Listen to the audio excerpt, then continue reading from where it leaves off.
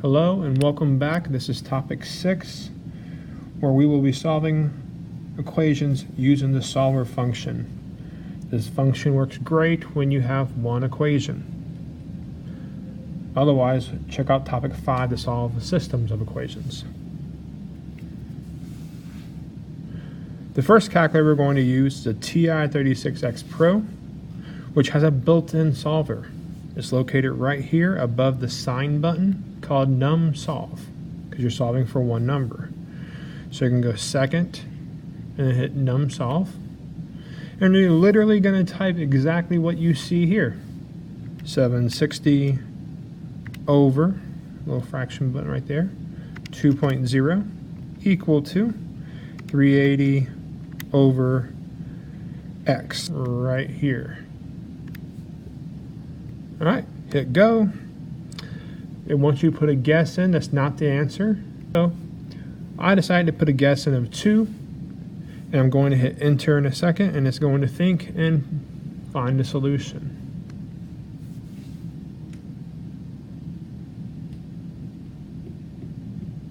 And there we go. The answer is 1. So that would mean that if I put 1 here, both equations would equal each other.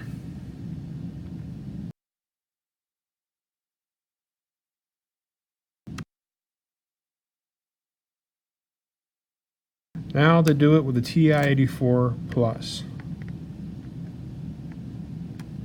The TI-84 Plus has a solver function as well. To do that, I'm going to go into Math. And I'm going to scroll all the way to the bottom, which you can go literally tapping all the way to the bottom, or you can push up one time and find the one called Solver. So I'm going to press Solver. Notice for Solver on the TI-84, everything has to equal 0. So that means I need both of these on the same side. And just like in topic 5, when you want both of them on the same side, you're going to need to subtract one or the other to the other side. So I'm going to subtract this one. No real reason. I can do it either way, as I just said. So it becomes 0 equals 380 over x minus 760 over 2.0. And I'm just going to type that in as it appears. 380 over x minus 760 over 2.0. Hit enter.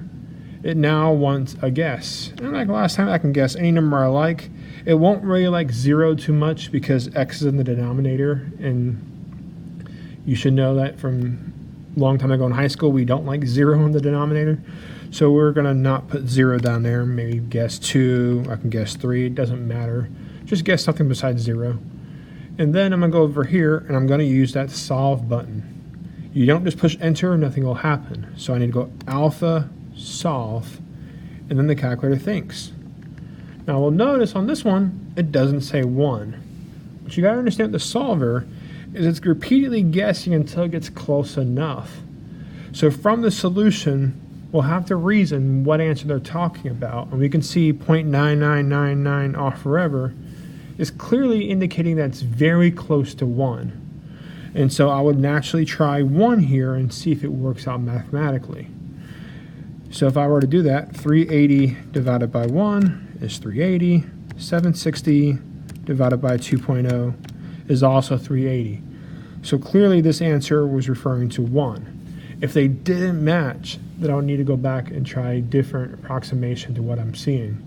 So it's important to note when you're using the solver is that it doesn't always give you the exact solution. It will sometimes give you a number that's very, very close, and you'll need to infer what the right answer is.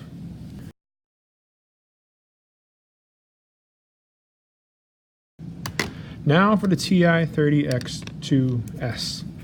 It does not have a built-in solver, so we'll have to do this one manually. What that means is we're going to take advantage of cross products, which is one way of solving it.